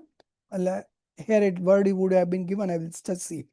One should not see any contradictions, because for inspiring others to treat oneself as superior due to pride passion, if one does not pay reverence, etc., to others, then such pride passion is censorable only. And because of absence of greed passion, if one does not bow or feel inferiority complex, then such pride is praiseworthy. Okay, so monk is having pride. In what sense? That monks never ask for alms. If somebody tells them to come and take alms, then only they take. They don't take, Hemali, I will come to your place tomorrow. They never say. If they say like that, then they are not true monks. Okay. True monks, what they do when their time of taking alms is, it's around 10 o'clock in the morning, you know, and the householders stand outside their house and they say, Padaro, Padaro, Padaro. Then only they come. If you don't say Padaro, then they don't come. Okay. So this is called, this is not pride. This is praiseworthy. This is called swabhiman. Okay. So there is a difference. Then the third word, cleverness.